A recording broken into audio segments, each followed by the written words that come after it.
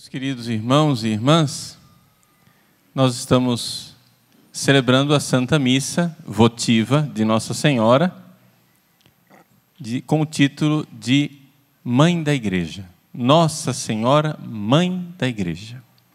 Hoje, o dia é ferial, deveríamos estar usando casula verde, mas estamos num dia dedicado a Nossa Senhora, nesse mês de maio, então, por isso, a missa votiva. E eu gostaria, exatamente aqui, de fazer uma reflexão a respeito do ensinamento da Igreja, a respeito de Nossa Senhora. Nós falamos o dia inteiro, não é, da devoção a Nossa Senhora, através do método de São Luís Maria.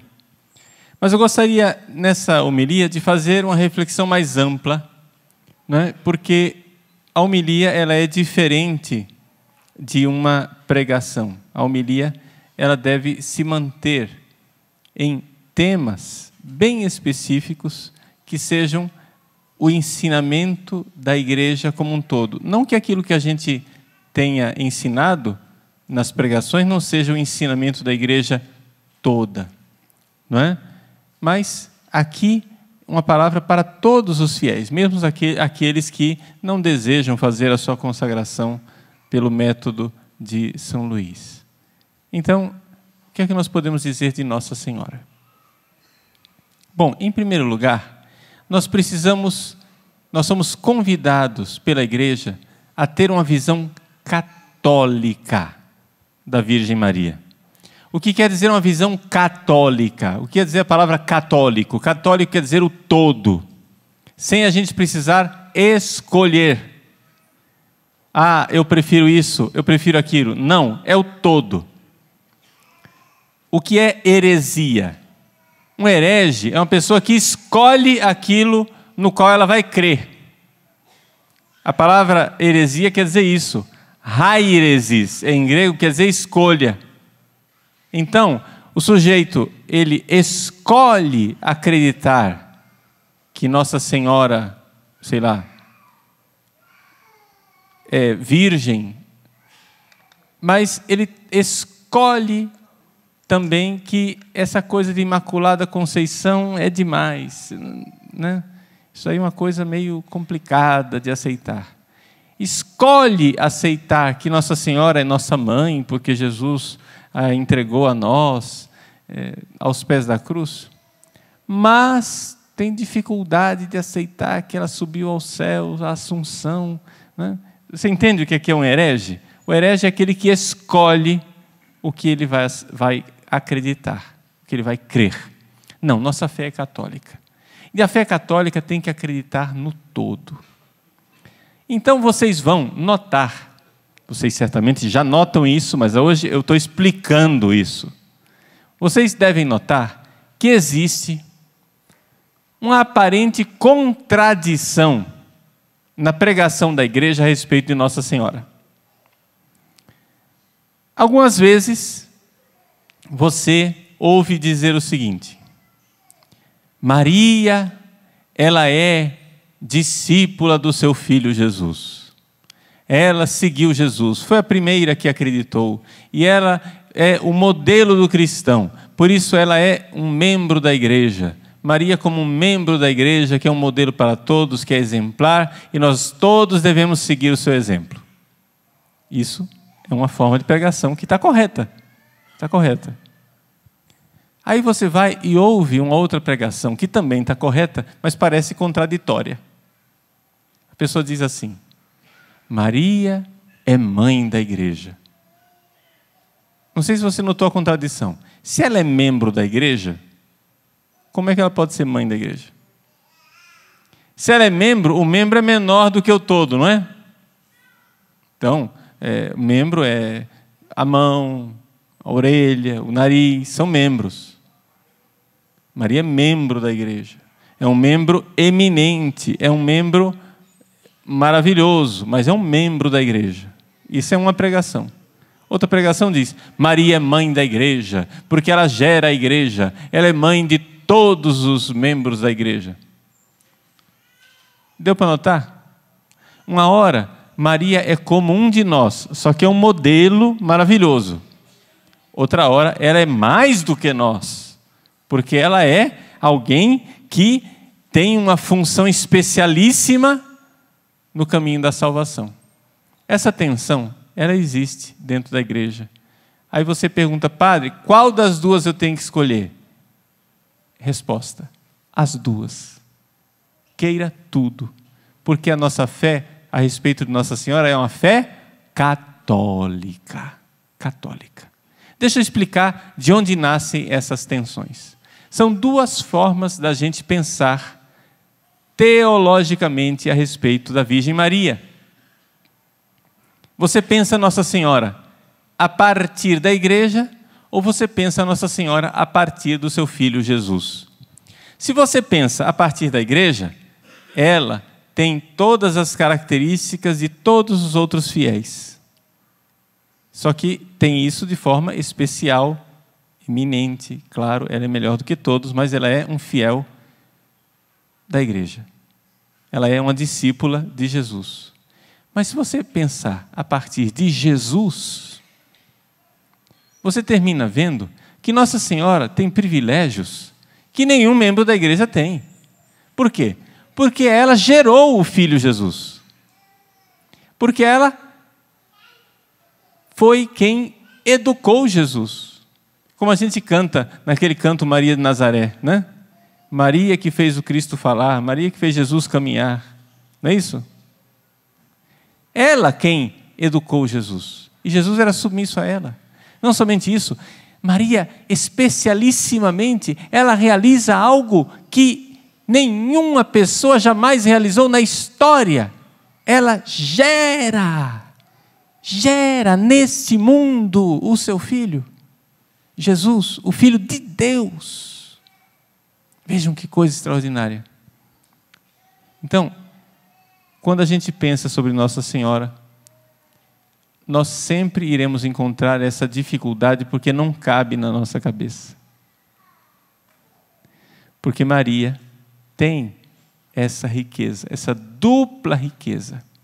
Então, numa linguagem técnica, não se importe com as palavras não, mas só para você ouvir isso uma vez, e para quem estuda teologia, quem sabe, né, teologia, saber do que é que eu estou falando, você pode ter uma abordagem eclesiológica da Mariologia e você pode ter uma abordagem cristológica da Mariologia.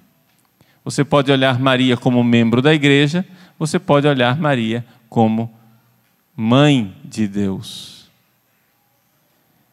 Há 50 anos atrás, nós celebramos o Concílio Vaticano II. E o Concílio Vaticano II havia bispos do mundo inteiro que cada um tinha a sua forma de pensar a Virgem Maria. Uns pensavam com essa abordagem eclesiológica, ou seja, a partir da igreja, Maria é um membro da igreja. Outros com essa abordagem cristológica, a partir de Jesus, ou seja, Maria é a mãe de Deus, é diferente de todos os membros da igreja. E houve então um certo debate dentro do concílio. Debate bom. Debate, quando a gente fala debate, as pessoas entendem, acham que é uma briga. Não, não era uma briga. Né? Não era uma briga. Era um diálogo. Um diálogo para se crescer na busca da verdade. Pois bem. E aí, ficaram perguntando, e agora? Vamos fazer um documento sobre Nossa Senhora ou não vamos fazer um documento sobre Nossa Senhora? Alguns bispos queriam fazer um documento só para Nossa Senhora. E outros bispos queriam que o documento de Nossa Senhora estivesse dentro do documento sobre a igreja, porque Maria era membro da igreja. Outros diziam, não, ela não deve estar dentro do documento da igreja, porque ela não somente é membro da igreja, ela é mãe da igreja. E ficou aquele estica, encolhe, e aquele debate. Nesse debate, o Papa Paulo VI, grande sábio, servo de Deus, Paulo VI, que certamente será beatificado, o servo de Deus, Paulo VI, então resolveu a situação e disse as duas coisas. ele decidiu colocar Maria dentro do documento da igreja, para dizer que Maria é membro da igreja. Mas, ao mesmo tempo, ele fez questão de proclamar o título maravilhoso de Maria, mãe da igreja. Vejam só, ela é mãe, então, de alguma forma, é maior do que a igreja, porque gera a igreja. Mas ela é membro e, de alguma forma, ela é menor do que a igreja, porque ela é salva enquanto membro da igreja. Durma-se com um barulho desses. Mas é isso que nós católicos acreditamos. Parece contraditório, mas não é. Não é contraditório. Por quê? Aqui é que vem, então, para nós, a grandeza. Vejam, Maria, ela foi salva por Jesus. Só existe um Salvador. Um único. Jesus, nosso Senhor. Não existem dois salvadores. Maria não é salvadora. Quem é salvador é Jesus. Então, Maria foi salva por Jesus. Como que ela foi salva por Jesus? Para Deus não existe tempo. Então, quando Jesus morreu na cruz, ele estava salvando a sua mãe lá atrás, quando ela estava sendo concebida dentro do ventre de Santana. Veja que beleza. Para Deus não tem tempo. Um ato que foi realizado anos depois, não é? Mais de 40 anos depois, o sacrifício de Cristo na cruz foi o que fez com que Maria fosse salva lá, no ventre de Santana. Porque vocês sabem que Nossa Senhora foi concebida numa relação sexual normal. Santana e São Joaquim tiveram uma relação sexual normal. Só que, nesta relação sexual, na hora em que ela foi concebida, ou seja, na hora em que o espermatozoide foi se unir ao óvulo, aconteceu um milagre extraordinário no ventre de Santana, e ali Nossa Senhora foi preservada do pecado original, e ela nasceu sem pecado original. Foi preservada. Vejam, foi salva por Jesus, que ainda não tinha se encarnado, ainda não tinha carregado a cruz, ainda não tinha morrido no Calvário, ainda não tinha derramado seu sangue, ainda não tinha ressuscitado, ainda não tinha subido aos céus, ainda não tinha derramado o Espírito Santo, mas foi por esses atos do mistério pascal de Cristo que ela foi salva lá atrás. Por quê? Porque para Deus nada é impossível. Para Deus não existe tempo. Então ele usou os méritos da paixão de Cristo para salvar Maria. É isto que coloca Nossa Senhora numa posição, numa situação diferente de todos os outros santos, de todos os outros membros da igreja, de todas as outras pessoas. Essa aparente contradição vem do fato de que ela foi salva pelo seu filho, mas ela gerou o seu filho que a salvou. Porque ela foi, de alguma forma, colocada numa missão especial. E que missão especial é essa? Vejam, Jesus é nosso Salvador. Mas Ele não quer que a salvação aconteça sem a nossa colaboração. Vejam só, vamos pensar aqui com muita tranquilidade. Jesus não precisaria de apóstolos, de bispos, de padres, de pregadores, de missionários, de consagrados, de religiosos, de catequistas, de pai e mãe que ensina seus filhos. Jesus não precisaria de nada disso. Jesus poderia tranquilamente, no estalar de dedos, decretar que o mundo inteiro iria conhecer o Evangelho por ciência infusa. Deus pode fazer isso. Deus pode decretar que o mundo inteiro vai conhecer o caminho do Evangelho por ciência infusa. Ia ser uma economia imensa, né? Não precisava a Canção Nova estar agora todos os meses preocupada de fechar a campanha, de pedir para vocês colaborarem. Gente, vamos lá, vamos dar conta da campanha, vamos fechar a campanha, vamos, né, ser generosos, vamos ajudar a Canção Nova. A Canção Nova não precisaria estar dando esses pulos, né? Os missionários não precisariam estar se esforçando tanto, pessoas não precisariam dar a vida. Quantos mártires ao longo dos séculos, né, foram lá pregar o Evangelho e derramaram seu sangue? Não precisaria nada disso. Jesus simplesmente, no estalar de dedos, tlac, todo mundo conhece o Evangelho, pronto, acabou. Mas Jesus não quis assim. E por que Ele não quis assim? Porque Ele não quer nos salvar sem nós, sem a nossa colaboração. Isso quer dizer que nós temos uma parte dentro desta salvação, que nós temos uma missão dentro dessa salvação. Jesus é o único Salvador, mas nós, que somos igreja, somos membros deste corpo salvador, e por isso nós podemos ajudar nesta salvação. Que beleza, que maravilha poder ajudar na salvação, gente.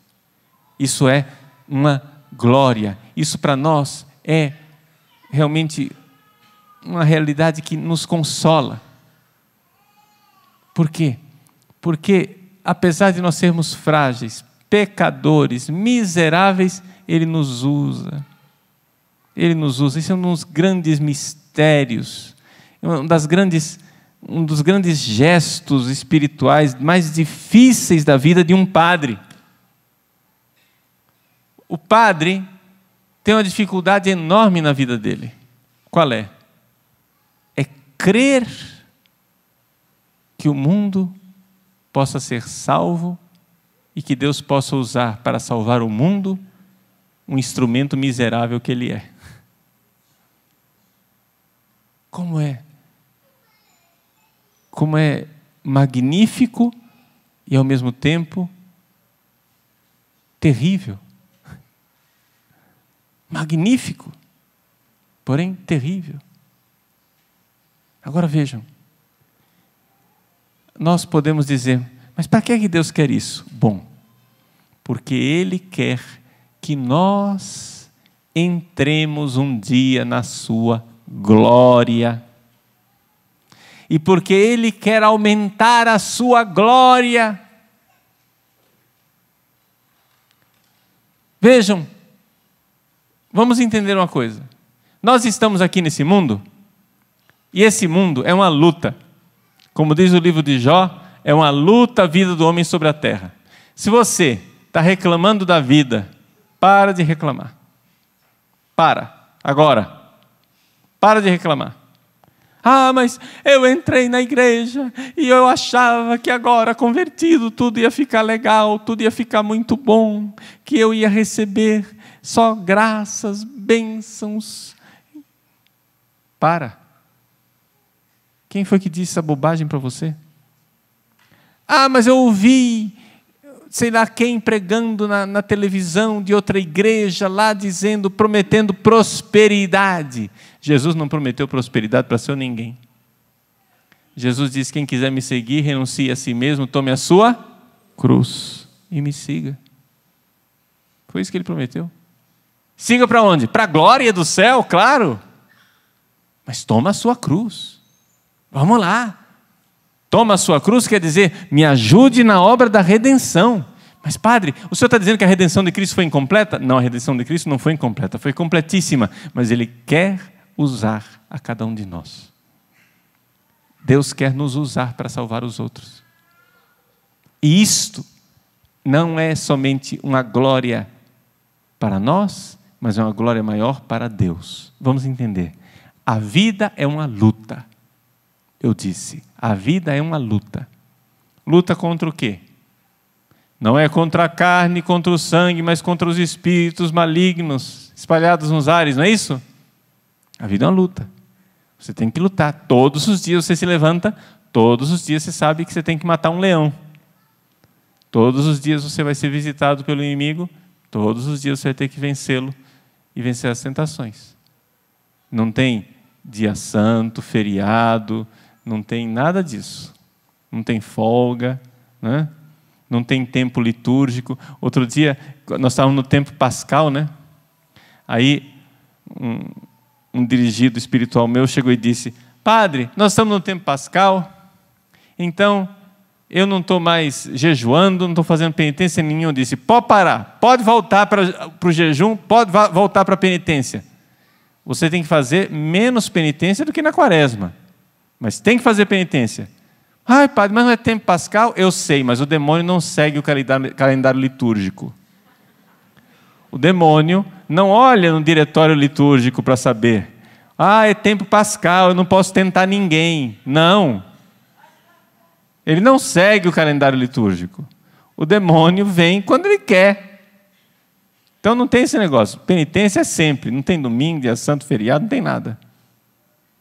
Você tendo necessidade, faça. E seja generoso. Porque é uma luta a vida do homem sobre a terra. Então é contra o demônio que nós lutamos. Agora vem a pergunta: o que é mais glorioso para Deus? Derrotar o demônio diretamente? Ou derrotar o demônio usando os instrumentos frágeis que nós somos? É mais glorioso para Deus usar os instrumentos frágeis. Por quê? Porque, veja só, Deus é como, assim, Deus é infinito. Então, você imagine um mar infinito. E você tem aqui uma fogueira, que é o demônio. Você vai apagar essa fogueira. Não tem nem graça você derramar o mar infinito em cima da fogueira. Porque, assim, chegar e dizer, é uma luta. O pessoal, tem gente que quando a gente diz que é uma luta, o pessoal acha que a luta é entre Deus e o diabo. Não tem luta entre Deus e o diabo, porque o diabo já sabe que ele está derrotado para começar a conversa. Porque não tem proporção, não tem cabimento o mar infinito e uma fogueirinha. É ou não é? O diabo diante de Deus é um nada. Não faz nem cócegas. Entende? Não faz nem cócega. É como uma formiguinha querendo estrangular um elefante. Não faz nem cócegas. Não tem cabimento. Agora, é muito mais glorioso para este mar poder pegar uma gotinha d'água, que somos nós, jogar na fogueira e a fogueira se apagar com uma gota. Essa água é tão maravilhosa, essa água é tão gloriosa, essa água é tão especial que uma gota basta para apagar uma fogueira. Não é muito mais glorioso? É. Não precisava de tantos recursos. Ele pode usar a nossa miséria. Ele pode usar a nossa miséria para fazer a salvação no mundo. Pois bem, houve uma pessoa especial que foi escolhida por Deus para fazer o diabo passar vergonha. Maria. É impressionante como durante os exorcismos os demônios se contorcem diante do nome de Maria.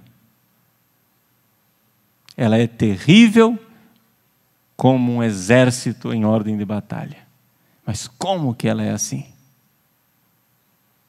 Pela sua humildade, pela sua pequenez, por se colocar diante de Deus como pequenina, Deus a exalta. Ela é exatamente o contrário de Satanás. Satanás quis se exaltar e por isso precipitou no profundo do abismo do inferno. Maria se rebaixou e por isso Deus a exaltou acima dos coros celestes mais altos. Maria subiu acima de todos os anjos. Maria está abaixo somente do seu filho Jesus. Maria é realmente a rainha do céu, porque se rebaixou.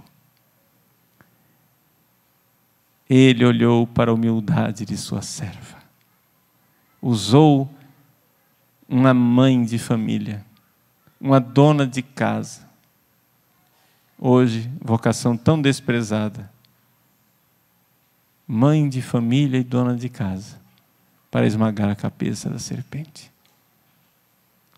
Ela, na sua obediência, fez o contrário do que aconteceu na perdição. Existe um paralelo entre a salvação e a perdição. A perdição veio quando um anjo caído, o demônio, Satanás, Lúcifer, falou para uma virgem chamada Eva, e ela desobedeceu a Deus. A salvação veio quando um anjo glorioso, Gabriel, veio, falou para uma virgem, Maria, e ela obedeceu a Deus. Eva era imaculada, porque não tinha o pecado original, e desobedeceu. Maria era imaculada, não tinha o pecado original, e obedeceu. Maria e Eva. Eva trouxe a perdição para a humanidade, porque da madeira de uma árvore, ela tirou um fruto, com cobiça, com ganância, com vontade de possuir. Ela pegou o fruto da árvore para si. Maria, diante de uma outra madeira, uma outra árvore, a árvore da cruz, pegou o fruto do seu ventre e o entregou para Deus. Por Eva entrou a perdição no mundo. Por Maria entrou o Salvador no mundo. Maria, a nova Eva, como Cristo, é o novo Adão. Meus irmãos, é assim que Deus quis salvar a humanidade. É assim que Ele quis fazer. Ele poderia não usar instrumentos humanos, Ele poderia, num passe de mágica, dizer, faça-se, e tudo seria feito. Quem criou com a simples palavra, faça-se, poderia recriar com a simples palavra, salve-se. Mas Ele não quis. Não quis, por quê? Porque seria uma vergonha para nós. Seria vergonhoso que nós fôssemos salvos de uma perdição que nós tínhamos produzido. Como Ele quer que nós participemos de sua glória, então Ele quer que nós participemos da glória da salvação. E que nós entremos nessa glória. A glória de Davi que mata Golias. A glória do pequenino que derrota o gigante. A glória da humilde serva, Maria, que se torna Senhora dos céus.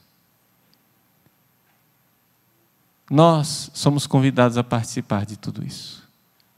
Mas podemos e devemos participar entrando dentro deste processo, o processo que Deus quis trazer a salvação para a humanidade através da humanidade de Cristo. Deus trouxe a salvação para o homem através do homem Jesus. E a porta para a entrada desta salvação no mundo foi Maria. Também nós, se quisermos participar desta salvação, passemos por esta porta também, para que o Cristo seja gerado em nós. Por isso, meus irmãos, nós somos católicos. Católicos. Plena fé. A fé inteira, não pela metade. Nós não precisamos escolher uma versão da Virgem Maria. Uma versão humilde e uma versão gloriosa. Nós não precisamos olhar para Maria simplesmente como a serva humilde, simples, discípula, membro da igreja, escondida, somente, e esquecer da Maria, que é Senhora gloriosa, Rainha dos céus, Mãe de Deus. As duas realidades fazem parte da Virgem Maria. Porque ela se rebaixou, Deus a exaltou. São duas realidades que se completam. Por isso, vamos deixar de economizar tinta com Nossa Senhora. Vamos deixar de economizar elogios para ela, com medo de diminuir a glória de Deus. Não, meus irmãos, não diminui a glória de Deus quando Deus usa a humilde serva para uma derrota clamorosa de Satanás. Isso não diminui a sua glória, isso só torna maior a glória de Deus. Quando Ele usa uma pequena gota para apagar a fogueira e não o oceano infinito. E é por isso que esta gota, que foi usada para apagar a fogueira, tornou-se um rio caudaloso, uma fonte de onde brotam outros filhos e filhas de Deus, filhos e filhas da igreja e, portanto, filhos e filhas de Maria, para que nós também possamos um dia participar da glória do céu. Nossa Senhora em Fátima veio nos ensinar isso. É interessante como uma mãe sabe ensinar os seus filhos. Ela escolheu 3 crianças, 3 instrumentos frágeis: Lúcia, Francisco e Jacinta, para ensinar-lhes o quê? Para ensinar que eles podiam participar da salvação do mundo, que eles podiam ser instrumento dessa salvação. Deus não precisaria de nós para nos salvar, mas Ele quer precisar e quer nos dar esta glória de participar da salvação. Vejam que derrota horrível para Satanás, Deus poder usar crianças para derrotar o seu império. Ele manda a mulher, Maria, para falar com as crianças. Quase que dizendo para as nossas famílias: mães, eduquem assim os seus filhos. É assim que nós vamos salvar a perdição da família do século 21. A mãe que ensina os filhos. E o que ensinou? Ensinou que eles deveriam rezar e fazer penitência. Vejam, Nossa Senhora não era um carrasco cruel. Ela era uma mãe, não é verdade? Uma mãe que tinha uma pedagogia maravilhosa, mais do que todos nós. E ela pediu para crianças de 10, 9 e 7 anos de idade, pediu que elas fizessem penitência e rezassem. Penitência. E aqueles pastorinhos fizeram penitência. Eles saíam para cuidar das ovelhas com o seu almoço em marmitas. Chegavam lá, davam a comida para as ovelhas, para o pai e para a mãe não descobrirem que eles estavam fazendo jejum. As ovelhas comiam a comida e elas voltavam para casa com fome, porque sabiam que com essa penitência estavam fazendo 2 coisas que Nossa Senhora ensinou para eles: reparando o coração de Jesus e de Maria, ofendidos pelos nossos pecados, e fazendo penitência pela conversão dos pecadores. Vejam, que sacerdócio lindo de 3 crianças. Jacinta Francisco morreram cedo, mas morreram dando suas vidas para a salvação. Vejam, por exemplo, quando Nossa Senhora falou de reparação e falou de conversão de pecadores, os dois, cada um, escolheu uma especialidade. O Francisco, ele achou mais agradável reparar o coração de Jesus e de Maria. Tem que entender o que quer dizer a palavra reparar. Reparar quer dizer, eu ofendo, não é? Então eu faço algo por causa daquela ofensa para desagravar aquele coração agravado pela minha ofensa. Não é? É quando você ofende uma pessoa, você não somente pede perdão, mas você também dá a ela um presente, dá a ela um sinal da sua vontade de mudar. Então, Deus fica muito feliz quando nós fazemos penitências simplesmente por puro amor a Ele, simplesmente para dizer, eu quero dizer eu te amo. Uma grande oportunidade de dizer para Jesus, eu te amo. Esses dias, veja, eu quero que vocês entendam o seguinte. Eu quero que vocês entendam o seguinte. Eu não sou santo e não estou me colocando como exemplo. Vocês estão entendendo isso aqui? Eu só estou exemplificando. Exemplificar é uma coisa. Se colocar como exemplo é outra, tá? Esses dias aconteceu que nós fomos assaltados lá na paróquia. Né? Muita gente soube do assalto, porque a gente falou, saiu na internet, né? Então não tem como esconder mais.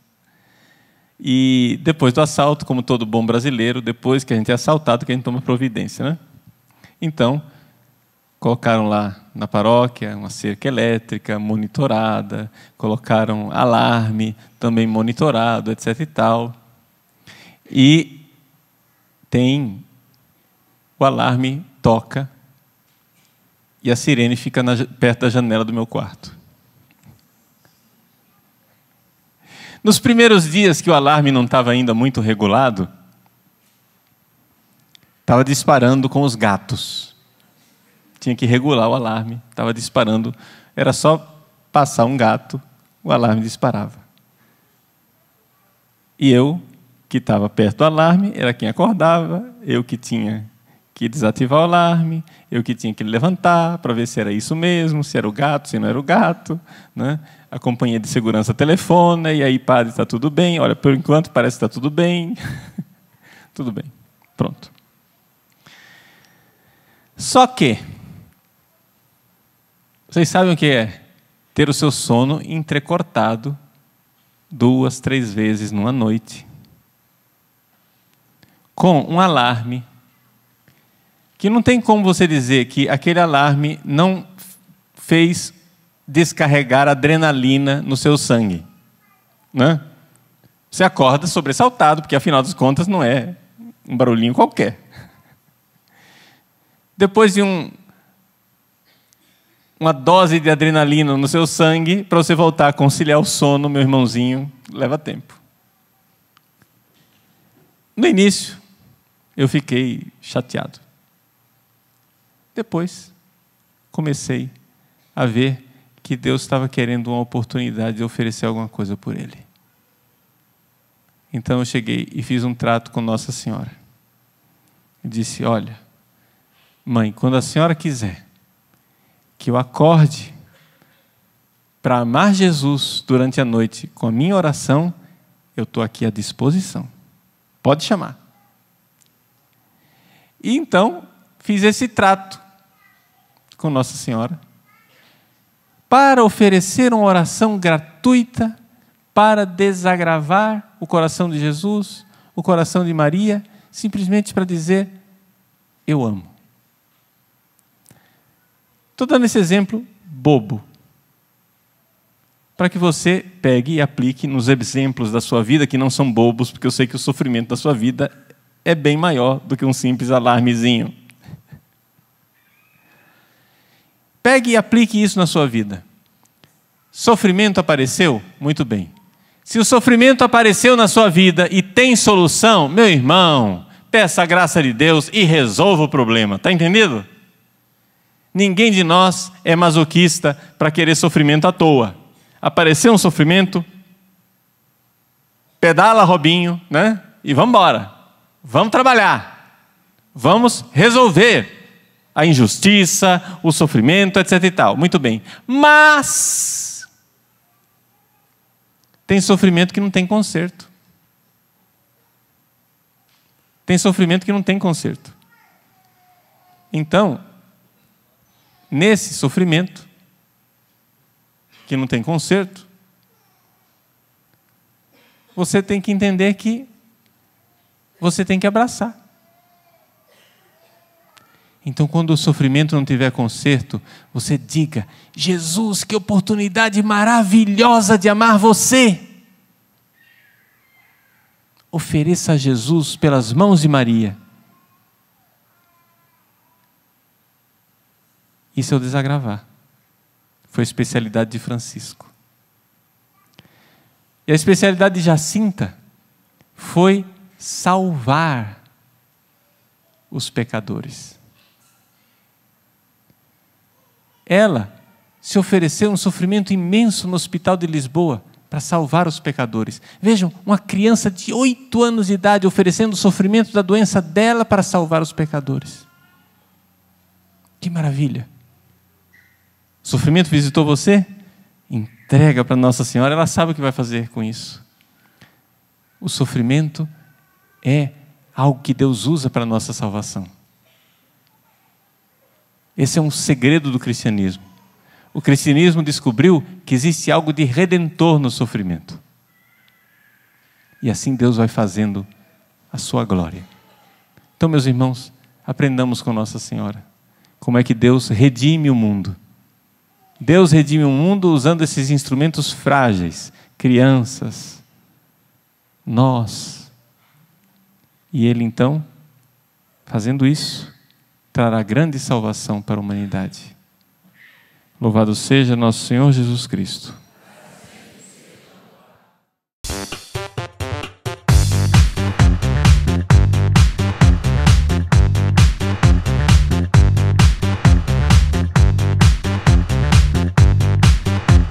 CançãoNovaPlay.com. Assine já!